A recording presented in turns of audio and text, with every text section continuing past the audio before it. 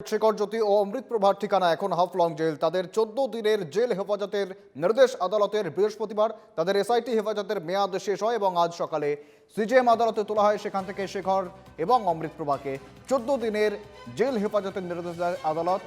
কড়া নিরাপত্তার মধ্যে ইতিমধ্যেই তাদেরকে হাফলংয়ের উদ্দেশ্যে নিয়ে যাওয়া রওনা হয়েছে এবং জুবিনের বাদ্যযন্ত্র সঙ্গী শেখর জ্যোতি গোস্বামী এবং জুবিনের মঞ্চ সঙ্গী অমৃত প্রভা মহন্ত তাদেরকে ইতিমধ্যে গ্রেপ্তার করেছিল এসআইটি। জেরা চলছিল, 14 দিন তারা এসআইটি হেফাজতে ছিলেন এবং বৃহস্পতিবার অর্থাৎ গতকাল তাদের এসআইটি হেফাজতের মেয়াদ শেষ হয়। আজ তাদেরকে সিজেএম আদালতে তোলা হয় এবং আজ আদালতে আবারও তাদেরকে 14 দিনের জেল হেফাজত জুডিশিয়াল কাস্টাডিতে পাঠায় আদালত।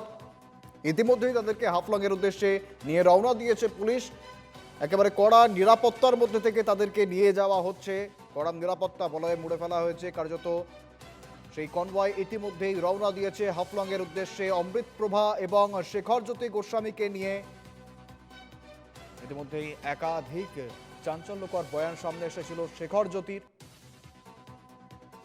আজ তাদেরকে আদালতে তোলা হয়।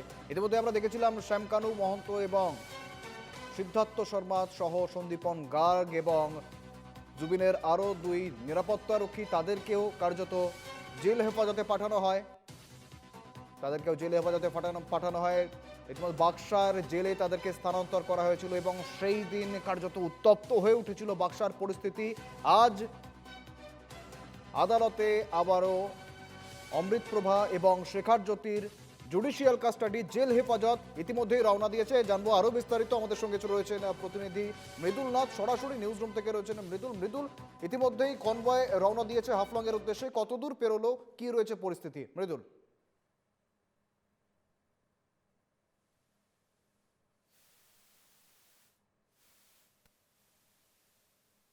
আমরা আবারও যোগাযোগ করার চেষ্টা করব। যান্ত্রিক গোলযোগের জন্য আমরা যোগাযোগ বিচ্ছিন্ন হয়েছে। যেমনটা জানাচ্ছিলাম, ইতিমধ্যেই সেই কনভয় কার্যত রওনা দিয়েছে হাফলং এর উদ্দেশ্যে। হাফলং এর কেন্দ্রীয় কারাগারে তাদেরকে নিয়ে যাওয়া হচ্ছে অমৃত প্রভা এবং শেখর জ্যোতি গোস্বামীকে।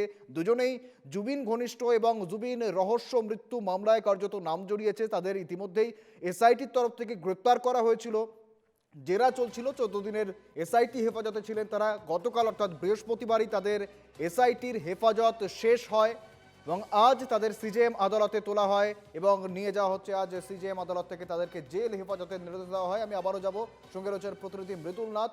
মৃদুল, যেমনটা জানাচ্ছিলাম, ইতিমধ্যেই তাদেরকে 14 দিনের জুডিশিয়াল কাস্টাডি অর্থাৎ জেল হেফাজতের নির্দেশ দিয়েছে আদালত।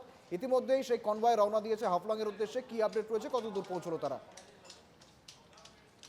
দেখো শুভেন্দু, আমরা সকাল থেকে যে এনকেটিভি বাংলার দর্শকদের যে দৃশ্য দেখে যাচ্ছি, যেহেতু আজ ফের আদালতে তোলা হয়েছিল শেখর জ্যোতি এবং অমৃত প্রভাকে এবং তারপরেই আদালতে যে রায় দিয়েছে 14 দিনের কারাগারে তাদেরকে প্রেরণ করা হয়েছে এবং সেখানে আমরা যেটা সূত্রের খবর যেটা জানতে পেরেছি আমরা, সেখানে কিন্তু তাদের হয়ে এই যে অভিযুক্ত রয়েছে তাদের দুজনের হয়ে কোনো ধরনের আইনজীবীরা কিন্তু তাদের যে জামিন, সেই জামিন তারা অ্যাপ্লাই করেনি বা জামিনের জন্য তারা বলেনি। কারণ যেহেতু যে জুবিনের যে মৃত্যুর ঘটনা, সেই মৃত্যু ঘটনার পরেই কিন্তু গুয়াহাটির যে বার অ্যাসোসিয়েশন রয়েছেন সেখানের সকল আইনজীবীরা কিন্তু তাদের যে অভিযুক্তরা রয়েছেন তাদের হয়ে কিন্তু যে কেস লড়ার মানে লড়বেন না এমনটাই জানিয়েছিলেন। প্রথমেই তারা সাংবাদিক মাধ্যমে এসে জানিয়েছিলেন এবং তার পরবর্তীতে আমরা দেখি যে প্রথমে যে 5 অভিযুক্ত রয়েছে তাদের ক্ষেত্রেও কিন্তু একই হয়েছে এবং আজ যে 2 অভিযুক্ত রয়েছেন অমৃত প্রভা এবং শেখর জ্যোতি, তাদের ক্ষেত্রেও কিন্তু একই ঘটনা ঘটেছে এবং তারপরেই দেখা গেছে যে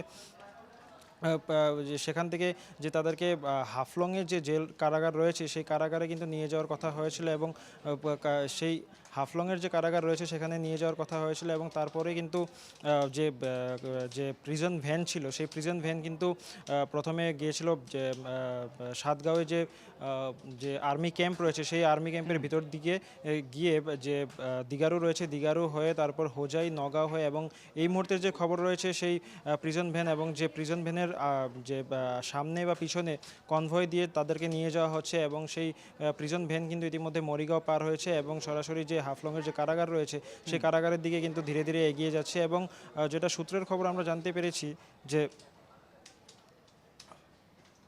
একবারে মৃদুল, পাশাপাশি যেটা জানতে চাইবো মৃদুল, একেবারে অন্যদিকে শ্যামকানু সিদ্ধার্থদের যেমন বাক্সা কারাগারে নিয়ে যাওয়া হলো, সেক্ষেত্রে শেখর জ্যোতি এবং অমৃত প্রভাকে তাদেরকে একেবারে অন্য প্রান্তে হাফলংয়ে হঠাৎ করে নিয়ে যাওয়া হচ্ছে কেন? এর পিছনে কি যুক্তি দেখছেন বিশেষজ্ঞরা? মৃদুল।